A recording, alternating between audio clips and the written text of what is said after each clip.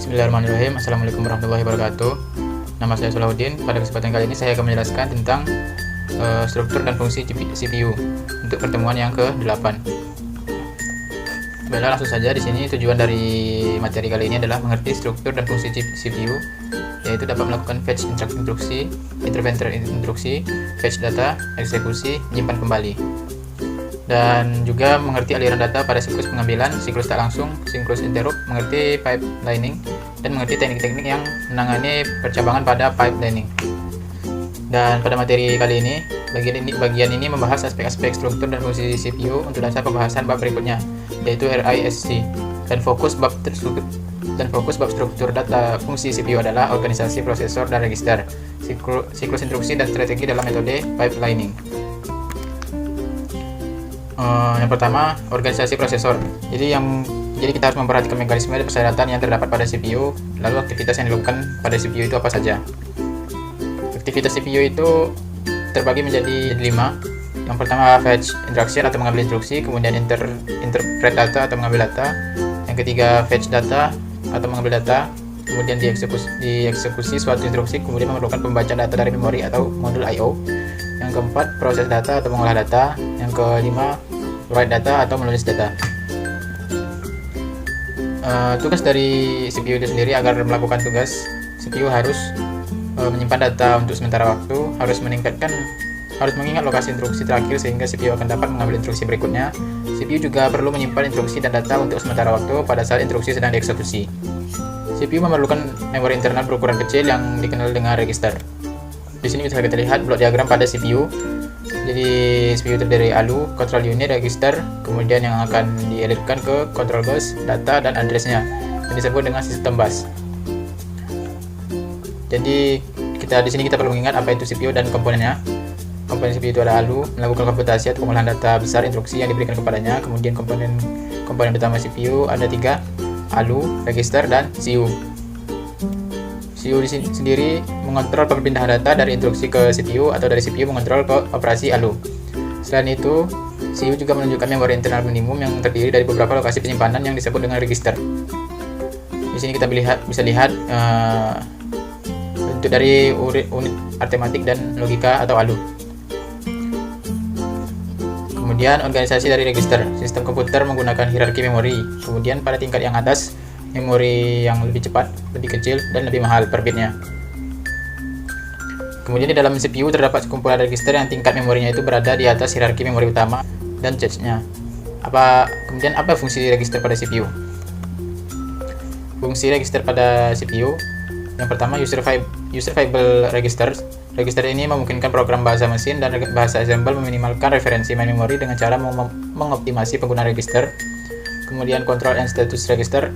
Register ini digunakan oleh unit kontrol untuk mengontrol operasi CPU dan oleh program sistem operasi untuk mengontrol eksekusi program. Dan selanjutnya, user visible register adalah register yang dapat direferensikan dengan menggunakan bahasa mesin yang dieksekusi CPU. Kategorinya ada 4, general purpose, data, alamat, dan kode-kode kondisi. Kita lanjut. General purpose register dapat digunakan untuk berbagai fungsi oleh pemrograman. Kemudian dapat berisi operan sembarang opcode. Pada kasus-kasus tertentu, general purpose register dapat digunakan untuk fungsi-fungsi pengalamatan. Pada kasus lainnya, terdapat partial atau batasan yang jelas antara register data dengan register alamat.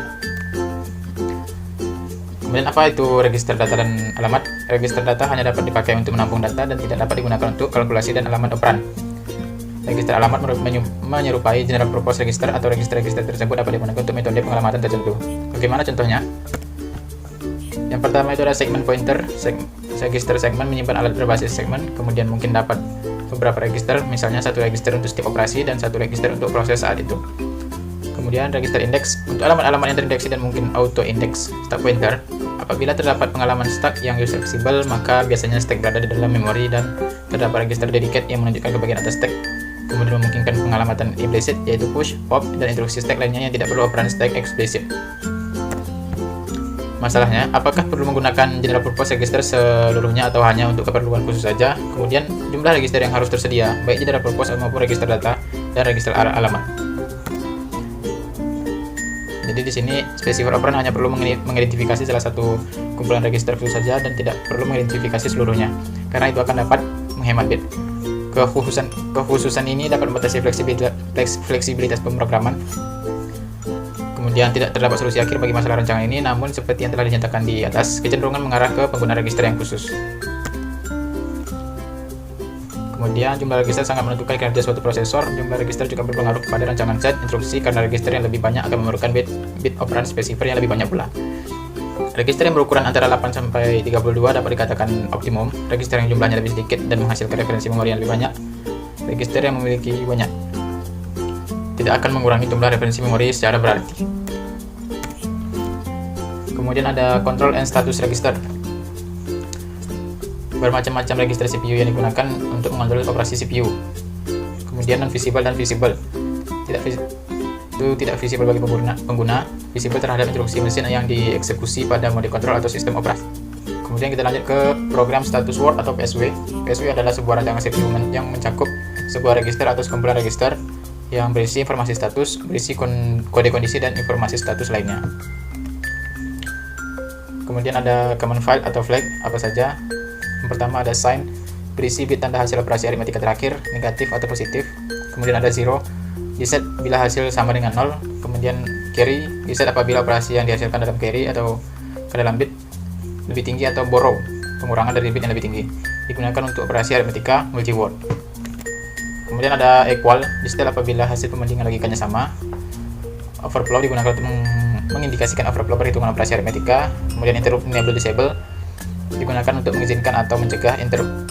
Kemudian ada supervisor, mengendalikan apakah CPU sedang mengeksekusi data dalam mode supervisor atau mode user. Jadi perancang harus menentukan jumlah informasi kontrol yang harus berada di dalam register dan jumlah yang berada di dalam memori. Kemudian keuntungan atau kerugiannya didasari pada pertimbangan biaya dengan kecepatan. Kita lanjutkan dengan penjelasan ke materi yang berikutnya. Jadi di sini kita lanjutkan dengan struktur dan fungsi CPU untuk pertemuan yang ke-9. Kemudian kita akan membahas siklus tidak langsung. Apa itu siklus tidak langsung? Eksekusi sebuah instruksi melibatkan sebuah operan atau lebih di dalam memori, yang masing-masing operan memerlukan akses memori. Pengambilan alamat-alamat tak langsung dapat dianggap sebagai sebuah subsiklus instruksi atau lebih.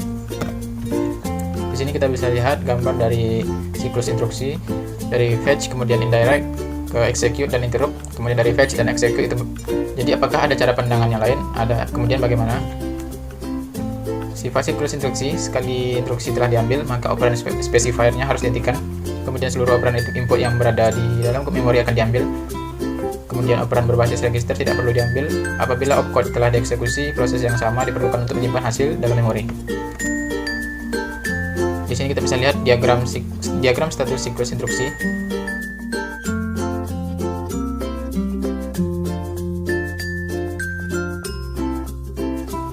Kita bisa lihat aliran data siklus tak langsung. Unit kontrol meminta membaca memori agar mendapat alamat operan yang diinginkan ke dalam MBR.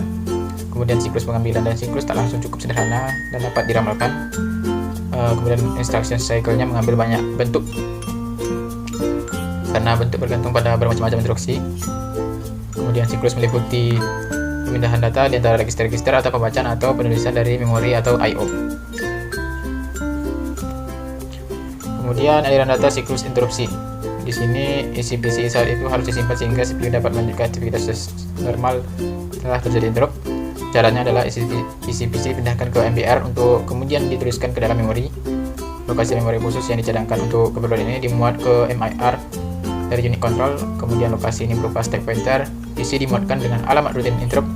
Akibatnya siklus instruksi berikutnya akan mulai mengambil instruksi yang sesuai. Kemudian strategi pipelining. Apa itu pipelining? Itu adalah inputan baru yang diterima pada sebuah sisi sebelum input yang diterima sebelumnya keluar sebagai output di sisi lainnya. Kemudian pendekatannya itu ada pipeline instruksi mirip dengan rangkaian perakitan pada pabrik. Rangkaian perakitan memanfaatkan kelebihan yang didapat dari fakta bahwa suatu produk diperoleh dengan melalui berbagai tahap produksi. Dengan menaruh proses produksi di luar rangkaian perakitan, maka produk yang berada di tahapan dapat bekerja dengan bersamaan. Kemudian pipeline instruksi dua tahap, dimulai dari instruksi fetch, instruction, execute, dan reset. Kemudian ada instruction, fetch, ke execute itu melalui new address, wait, dan result. Kemudian di discard. Pipelining, pengulangan instruksi. Terdapat waktu yang dibutuhkan selama proses eksekusi sebuah instruksi pada saat memori sedang tidak diakses. Waktu ini dapat digunakan untuk mengambil instruksi berikutnya secara paralel atau bersamaan. Tahapan pipelining itu sendiri tahapan independen. Kenapa independen? Karena tiap tahapan bekerja sendiri, kedua bekerja dalam waktu yang bersamaan. Ada berapa? Di sini ada 2 tahap. Tahapan pertama mengambil instruksi dan membufferkannya. Ketika tahapan kedua bebas, tahapan pertama mengirim instruksi yang dibufferkan tersebut pada tahapan kedua sedang mengeksekusi instruksi. Tahapan pertama memanfaatkan siklus memori yang tidak dipakai untuk mengambil dan membufferkan instruksi berikutnya. Kemudian proses ini disebut dengan instruction prefetch atau fetch overlap. Efek pipelining itu sendiri dapat mempercepat eksekusi instruksi, dan apabila tahapan pengambilan dan eksekusi instruksi memerlukan waktu yang sama, maka siklus instruksi akan berkurang menjadi separuhnya. Kemudian di sini kita bisa lihat di komposisi pengolahan instruksi. Ada fetch instruction, decode instruction, calculate operand, fetch operand, execute instruction, kemudian write operand. Jadi interupsi itu ada 2 macam, interupsi yang dilakukan oleh perangkat keras, kemudian ada juga interupsi yang dilakukan dari program atau exception. Jadi kesimpulannya, syarat agar bisa disebut CPU adalah bisa mengambil instruksi, menerjemahkan, mengambil data, mengolah, dan menyimpan kembali. CPU dibantu dengan memori internal yang disebut dengan register. Terdapat 2 grup register, yaitu register yang dapat diakses oleh programmer dan register yang tidak bisa diakses oleh programmer. Kemudian siklus instruksi terdiri dari fetch, execute, interrupt. Dengan cara pipelining, kinerja CPU dapat ditingkatkan. Kemudian di sini kita lanjutkan dengan materi dukungan sistem operasi untuk pertemuan yang ke-10.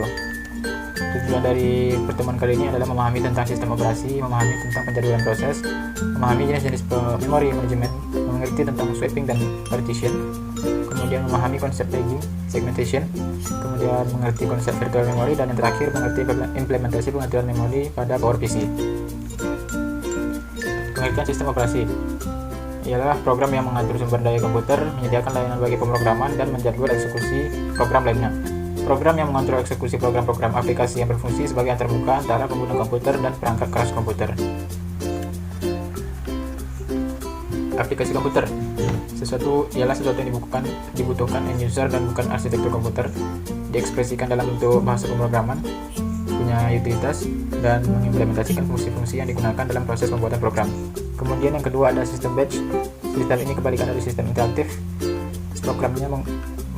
Program pengguna ditampung bersama-sama dengan program lainnya, kemudian diserahkan kepada operator komputer. Setelah program diselesaikan, hasilnya dicetak. Sistem ini sudah jarang digunakan, terutama untuk batch murni. Untuk sistem batch yang sederhana biasanya tidak efisien pada pengguna prosesor karena terdapat banyak waktu tunggu bagi prosesor. Kemudian kita akan bahas jenis sistem batch berdasarkan jumlah eksekusi program. Yang pertama ada single programming. Sistem batch hanya menjalankan satu program saja. Kemudian ada multi programming, dimaksudkan untuk menjaga prosesor selalu berada dalam keadaan sibuk dengan mengharuskan prosesor menjalankan lebih dari satu program pada satu saat.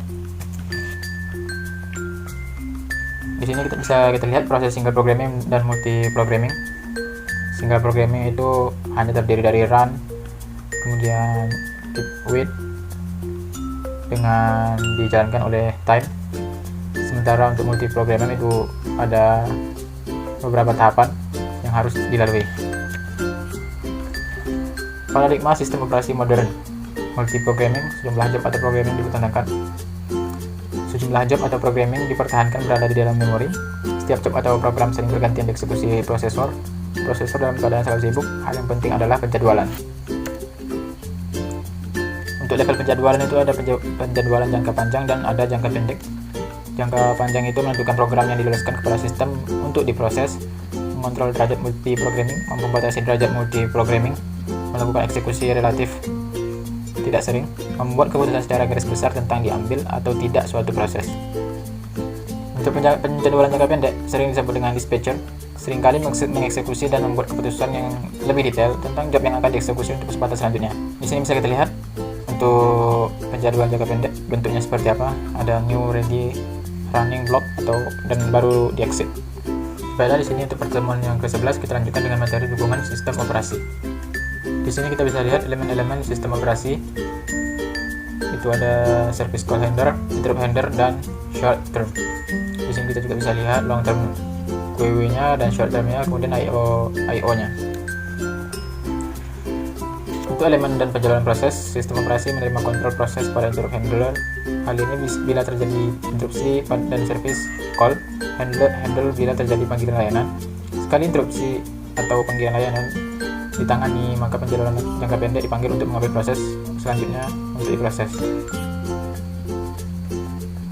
Kita bisa lihat representasi diagram antrian penjadwalan dimulai dengan admin, kemudian melalui berbagai proses di CPU untuk menghasilkan outputnya. Kemudian kita akan bahas manajemen memori. Yang pertama itu melakukan pengaturan prosesor sehubungan penjadwalan proses yang harus dilakukannya. Kemudian untuk mempersiapkan proses multiprogramming diperlukan pengaturan memori. Kemudian dalam sistem single programming, memori utama dibagi menjadi dua bagian, yaitu satu bagian untuk sistem operasi dan bagian lainnya untuk program yang sedang berjalan. Dalam sistem multiprogramming, bagian pengguna dari memori harus dibagi lagi untuk mengakomodasikan sejumlah proses. Tugas pembagian dilakukan secara dinamis oleh sistem operasi yang dikenal dengan manajemen memori. Kemudian ada beberapa istilah dalam manajemen memori yang dijelaskan, yaitu swapping, partitioning, pegging, dan virtual memory.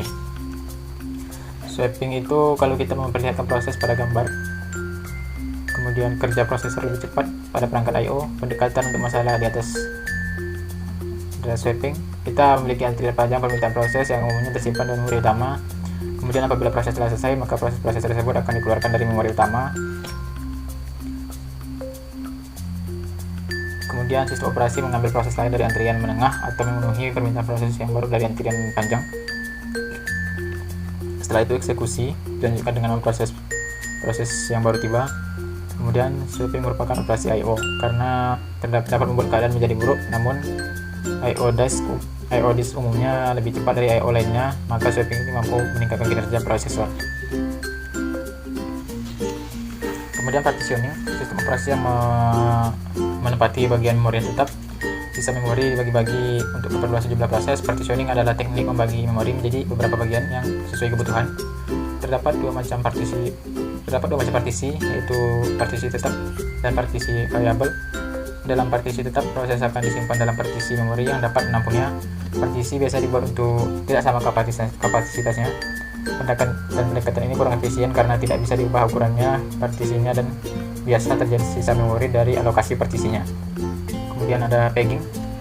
Penggunaan partisi tidak cukup efisien dalam penggunaan memori. Terdapat metode lain yang disebut pegging. Pegging adalah membagi memori utama menjadi frame-frame kecil berukuran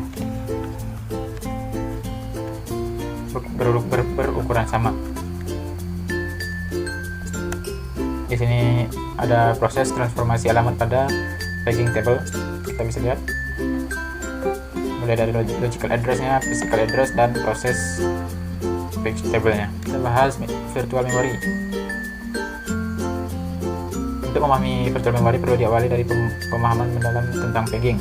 Dimen pegging yaitu hanya batch dari proses yang dibutuhkan itu saja yang dimuat ke dalam memori utama.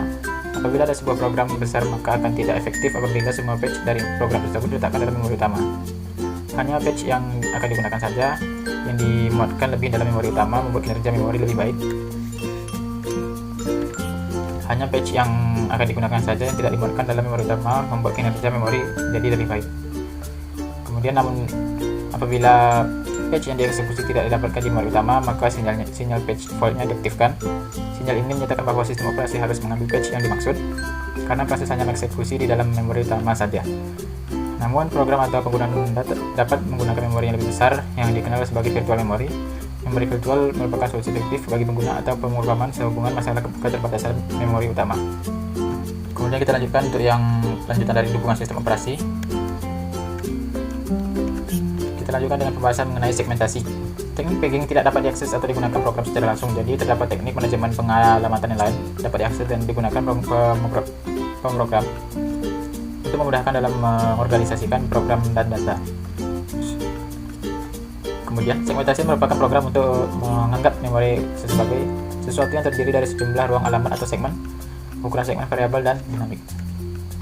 Keuntungan dari segmentasi: yang pertama ada menyederhanakan perkembangan struktur data, kemudian memungkinkan program dapat diubah dan dikompilasi ulang secara independen, kemudian memungkinkan suatu segmen yang merupakan bagian dari suatu proses digunakan oleh proses lainnya, dan terakhir memungkinkan adanya proteksi karena program dapat dengan mudah memberikan akses privilege.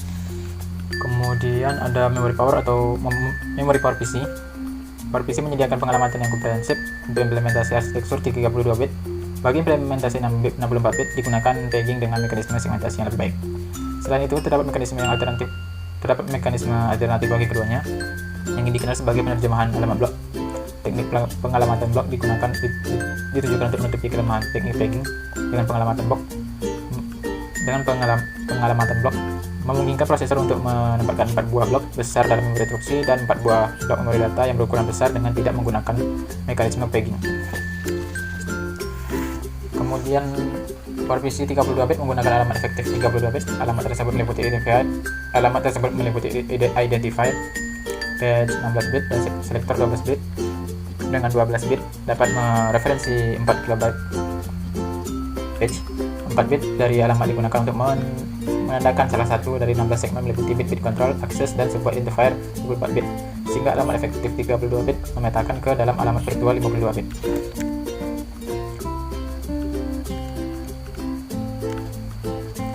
Jadi untuk kesimpulannya, operasi sistem bertugas sebagai penghubung antara user dan perangkat keras agar user dapat menggunakan perangkat keras secara nyaman dan efisien. Operating system mengatur sumber daya perangkat keras. Penjadwalan kerja perangkat keras oleh operating system dapat mengoptimalkan kecepatan CPU. Ada beberapa istilah dalam manajemen memori yaitu swapping, partitioning, pegging, dan virtual memory. Terakhir, memori virtual merupakan bagian dari secondary yang dianggap sebagai memori utama. Kita lanjutkan ke pertemuan yang 15 mengenai operasi unit control. Tujuan pada pembahasan kali ini adalah mengetahui tentang unit control, memahami operasi mikro pada siklus pengambilan, siklus tak langsung, siklus interrupt, siklus eksekusi, dan siklus instruksi. Yang ketiga, memahami cara kerja unit control secara eksplisit, memahami sinyal kontrol, dan memahami implementasi hardware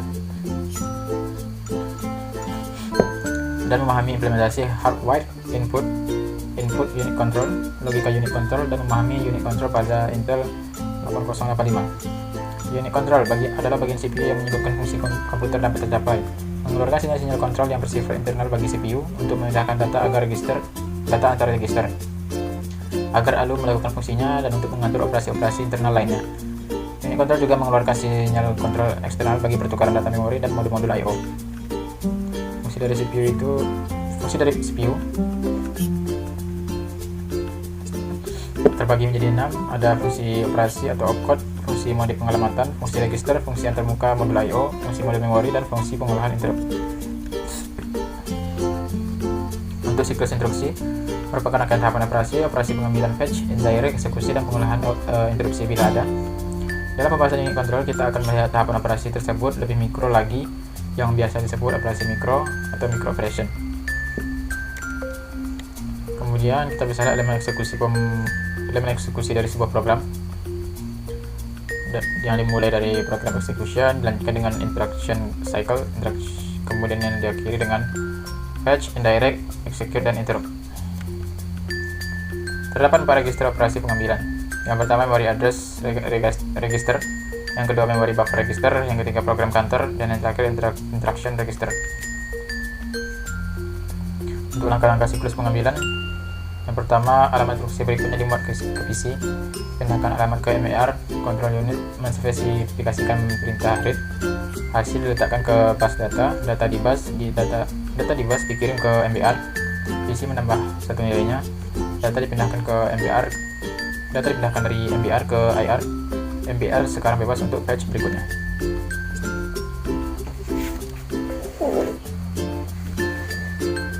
Siklus tak langsung. Secara siklus pengambilan, siklus berikutnya adalah mengambil operan sumber dengan asumsi format instruksi satu alamat di mana pengalamatan langsung dan langsung diizinkan. Apabila instruksi tersebut menspesifikasikan alamat tak langsung, maka siklus tak langsung harus mendahului siklus eksekusi. Untuk siklus interrupt, pada akhir siklus eksekusi dilakukan pengujian keberadaan interupsi. Bila terjadi interupsi, maka akan dijalankan siklus interupsi tersebut. Sifat siklus interupsi sebuah mesin berbeda sekali dengan interupsi pada mesin lainnya. Kemudian kontrol prosesor. Terdapat persyaratan fungsional bagi unit control atau fungsi-fungsi ini merupakan fungsi yang harus dilakukan unit control. Definisi persyaratan fungsional ini merupakan dasar untuk perancangan dan implementasi unit control. Proses 3 langkah di bawah ini akan mampu memberikan karakteristik unit control. Yang pertama, menentukan elemen dasar CPU, kemudian menjelaskan operasi mikro yang dilakukan CPU, yang terakhir menentukan fungsi-fungsi yang harus dilakukan unit control. Untuk input unit control, Yang pertama, pewaktu atau clock berfungsi untuk sinkronisasi operasi antar komponen-komponen komputer.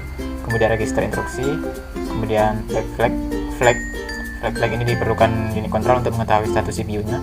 Control signal to control bus memberi jalur ke unit control untuk sinyal-sinyal seperti sinyal interrupt dan sinyal acknowledgement. Output unit control. Yang pertama ada sinyal kontrol dalam CPU, terdiri dari dua macam sinyal, yaitu sinyal-sinyal yang menyebabkan perpindahan data antar register, kemudian sinyal-sinyal yang dapat mengaktifkan fungsi ALU. Yang kedua ada sinyal kontrol bagi bus control. Sinyal ini juga terdiri atas dua, yaitu sinyal kontrol bagi memori dan sinyal kontrol bagi modul-modul I/O. Kita bisa lihat struktur unit kontrol. Kemudian ada implementasi unit control, implementasi hardware dan microprogrammer. Untuk implementasi hardware, intinya unit control merupakan rangkaian kombinasional. Sinyal-sinyal logika outputnya akan didekodekan menjadi sekumpulan sinyal-sinyal logika output yang merupakan sinyal-sinyal kontrol ke sistem operasi. Output unit control meliputi sinyal-sinyal register, instruksi, waktu, flag, dan sinyal bus control. Sinyal-sinyal input tersebut sebagai masukan bagi unit control dalam mengetahui status komputer. Selanjutnya didekodekan menghasilkan sinyal keluaran untuk mengendalikan sistem kinerja komputer. Kemudian masalah dalam merancang implementasi hardware.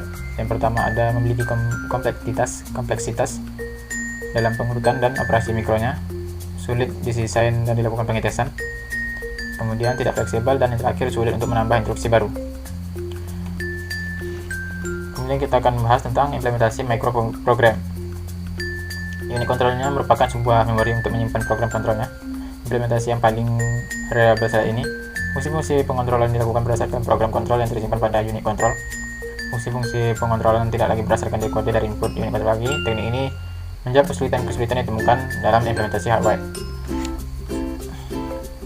Jadi kesimpulannya, sebuah sub instruksi atau pengambilan siklus tak langsung dan interrupt pada saat dijalankan harus dibagi lagi menjadi instruksi yang lebih kecil. Kebanyakan komputer dewasa ini telah dirancang dengan menggunakan kendali dan di mikroprogram sebagai pengganti sistem kendali perangkat keras. Kemudian tambah mikroprograman dan rangkaian-rangkaian yang bersangkutan dari komputer dewasa ini jauh lebih kompleks, tetapi gagasan utamanya tetap sama. Dan mikro instruksi disimpan dalam sebuah ROM kendali dan diakses dan memberikan alamat mikroinstruksi yang diinginkan. Fungsi dasar unit control adalah pengurutan dan pengeksekusian. Kemudian teknik implementasi unit control dapat digolongkan menjadi dua, yaitu implementasi hardware dan implementasi microprogram. Mungkin cukup sekian penjelasan dari saya tentang materi dari setelah UTS hingga menuju UAS. Sekian penjelasan dari saya. Assalamualaikum warahmatullahi wabarakatuh.